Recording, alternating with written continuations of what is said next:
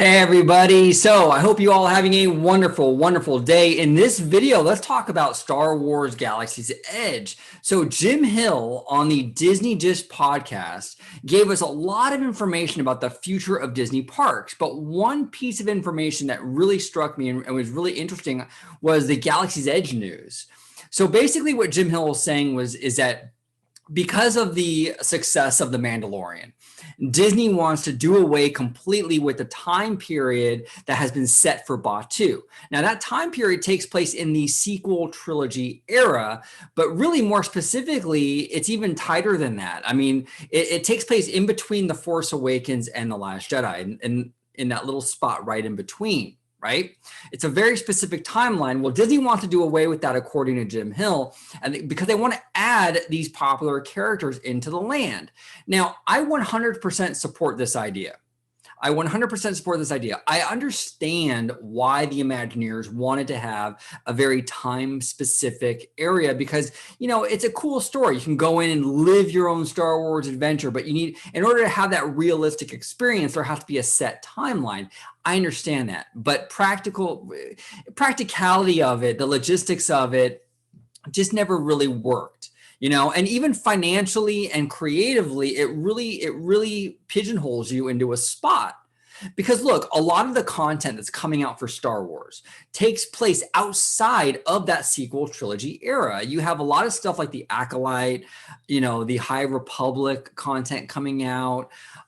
There's just a ton of stuff coming out that takes place either in the original trilogy, like the Book of Boba Fett show, Kenobi, or way in the past with the High Republic and things like that. So you can't utilize any of that new content in your theme park land because you're so pigeonholed into one little area, one little time period. So this will open up the land. You can have Mandalorian, you can have Grogu, you can even have some High Republic characters if that whole thing catches on, right? It makes sense. You have Boba Fett, Darth Vader, Kenobi. It opens up a whole world.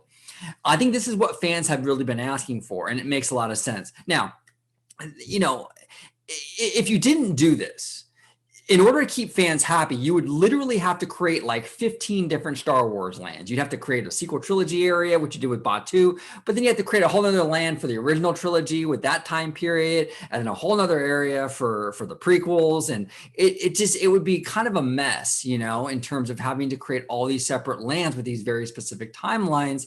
If you just kind of open it up in a more generalized sense, you can kind of kill all birds with one stone, so to speak, right? Now, one of the things that a lot of people have brought up, like, well, how does this work? Like, if Rise of the Resistance is sequel trilogy, how are you going to have Mando and Baby Yoda? Or like, let's say if they want to build a Mandalorian ride. Well, my theory or my guess would be basically the attractions would be little contained stories in and of themselves, little story bubbles, so to speak. So when you enter Rise of the Resistance, the pre-show, the queue, and all that really sets you up to let you know, hey, right now you're in that sequel trilogy era. Let's say they build a Mandalorian ride. The pre-show and the queue will set you up to let you know, hey, now you're in the original trilogy era, that post Return of the Jedi era.